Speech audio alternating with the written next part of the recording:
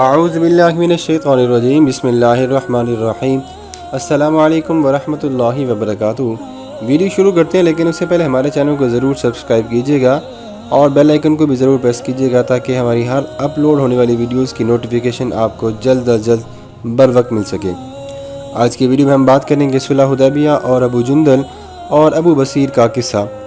سن 6 ہجری میں حضور اکرم صلی اللہ علیہ وسلم عمرہ کے ارادے سے مکہ تشریف لے جا رہے تھے۔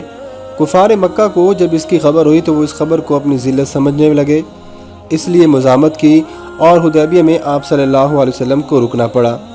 جانثار صحابہ رضوان اللہ تعالیٰ علیہ اجمعین بھی آپ حضور اکرم صلی اللہ علیہ وسلم کے ساتھ ساتھ تھے، جو کہ حضور اکرم صلی اللہ علیہ وسلم پر جان قربان کرنا فخر سمجھتے تھے۔ وہ لڑنے کو تیار ہو گئے، مگر حضور اکرم صلی اللہ علیہ وسلم نے مکہ والوں کی خاطر سے لڑنے کا ارادہ نہیں فرمایا اور صلح کی کوشش کی، اور باوجود صحابہ کی لڑائی پر مستعدی اور بہادری کے حضور اکرم صلی اللہ علیہ وسلم نے کفار کی اس قدر رعایت فرمائی کہ ان کی ہر شرط کو قبول فرما لیا۔ صحابہ کو اس طرح دب کر صلح کرنا بہت ہی ناگوار تھا، مگر حضور اکرم صلی اللہ علیہ وسلم کے ارشاد کے سامنے کیا ہو سکتا تھا کہ جانثار تھے اور فرما بردار بھی، اس لیے حضرت عمر فاروق رضی اللہ تعالیٰ عنہ جیسے بہادروں کو بھی دبنا پڑا۔ صلح میں جو شرطیں طے ہوئی تھیں ان شرطوں میں سے ایک شرط یہ بھی تھی کہ کافروں میں سے جو شخص اسلام لائے اور ہجرت کر کے مسلمان ہو جائے اس کو مکہ میں واپس کر دیں گے، اور مسلمانوں میں خدا نخواستہ اگر کوئی شخص مرتد ہو کر چلا جائے، اپنا دین چھوڑ جائے تو واپس نہیں کیا جائے گا۔ یہ صلح نامہ ابھی تک مکمل لکھا نہیں گیا تھا، تیار نہیں ہوا تھا کہ حضرت ابو جندل ایک صحابی تھے جو اسلام لانے کی وجہ سے طرح طرح کی تکلیفیں برداشت کر رہے تھے اور زنجیروں میں بندھے ہوئے تھے۔ اسی حالت میں گرتے پڑتے مسلمانوں کے لشکر میں اس امید پر پہنچے کہ ان لوگوں کی حمایت میں جا کر اس مصیبت سے چھٹکارا پاؤں گا۔ ان کے باپ سہیل نے جو اس صلح نامہ میں کفار کی طرف سے وکیل تھے اور اس وقت تک مسلمان نہیں ہوئے تھے، فتح مکہ میں مسلمان ہوئے۔ انہوں نے اپنے صاحبزادے کے منہ پر تماچے مارے اور واپس لے جانے پر اصرار کیا۔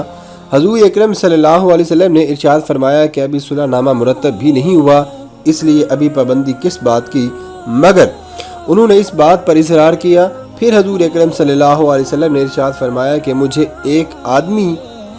ایک آدمی مجھے منگا ہی دیں، مگر وہ لوگ ضد پر تھے، نہ مانے۔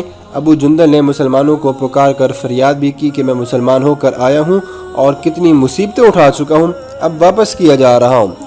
اس وقت مسلمانوں کے دل پر جو بات گزر رہی ہوگی وہ اللہ ہی کو معلوم ہے، مگر حضور اکرم صلی اللہ علیہ وسلم کے ارشاد پر واپس ہوئے۔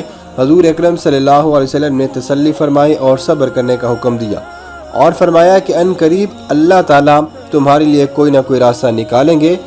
صلح نامہ مکمل ہو جانے کے بعد ایک دوسرے صحابی ابو بصیر، ان کا بھی قصہ آتا ہے کہ یہ مسلمان ہو کر مدینہ منورہ پہنچے۔ کفار نے ان کو بھی واپس بلانے کے لیے 2 آدمی بھیجے۔ حضور اکرم صلی اللہ علیہ وسلم نے حسب وعدہ ان کو بھی واپس فرما دیا۔ ابو بصیر نے عرض کیا، یا رسول اللہ صلی اللہ علیہ وسلم، میں تو مسلمان ہو کر آیا ہوں، پھر آپ مجھے کفار کے پنجے میں کیوں بھیج رہے ہیں؟ آپ صلی اللہ علیہ وسلم نے ان سے بھی صبر کرنے کا کہا اور فرمایا کہ انشاءاللہ ان قریب تمہارے واسطے راستہ کھل جائے گا۔ یہ صحابی ان دونوں کافروں کے ساتھ واپس ہوئے۔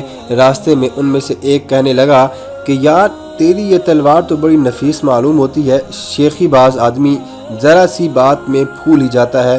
وہ نیام سے نکال کر تلوار کو کہنے لگا کہ ہاں میری تلوار واقعی ایسی ہے اور میں نے بہت سے لوگوں پر تجربہ بھی کیا ہے۔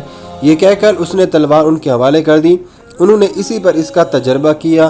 دوسرا ساتھی یہ دیکھ کر کہ ایک کو تو نمٹا دیا، اب میرا نمبر ہوگا، بھاگا اور مدینہ واپس آ گیا اور حضور اکرم صلی اللہ علیہ وسلم کی خدمت میں حاضر ہو کر عرض کیا کہ میرا ساتھی مر چکا ہے، اب میرا نمبر ہے۔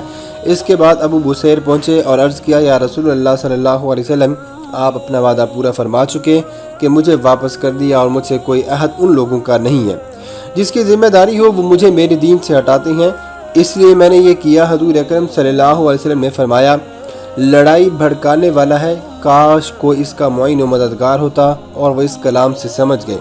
اب بھی اگر کوئی میری طلب میں آئے گا تو میں واپس کر دیا جاؤں گا، اس لیے کہ وہ وہاں سے چل کر سمندر کے کنارے ایک جگہ پر آ پڑے۔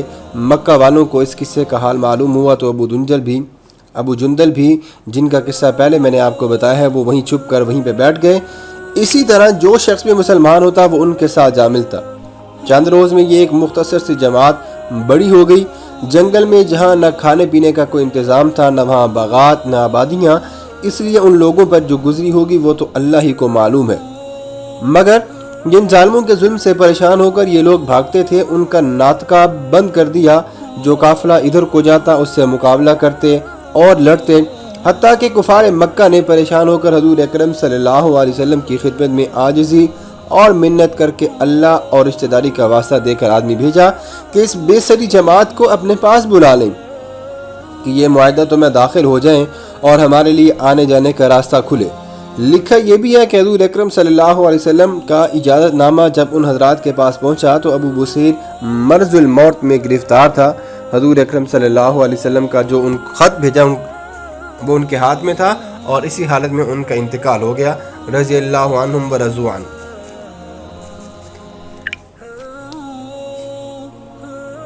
محترم سامعین، اس کہانی سے آپ کو کیا سبق ملتا ہے؟ آدمی اگر اپنے دین پر پکا ہو، بشرطے کہ دین بھی سچا ہو، تو بڑی سے بڑی طاقت اس کو نہیں ہٹا سکتی، اور مسلمان کو مدد کا وعدہ تو اللہ تعالیٰ کی طرف سے ہے، بشرطے کہ وہ مسلمان ہو۔ بحوالہ حکایات صحابہ، اس واقعے سے ہمیں یہ بھی بات معلوم ہوتی ہے کہ استقامت کامیابی کے لیے بہت ضروری ہے۔ اگر استقامت نہیں ہوگی تو انسان بہت جلد حالات کا شکار ہو کر اپنے ایمان سے محروم ہو جاتا ہے۔ چنانچہ ہمیں بھی چاہیے کہ زندگی کے ہر موڑ پر اپنے ایمان پر استقامت سے ڈٹے رہیں۔ اللہ تعالی ہمیں اس واقعے سے صبر حاصل کرنے کی اور عمل کرنے کی توفیق عطا فرمائے، آمین یا رب العالمین۔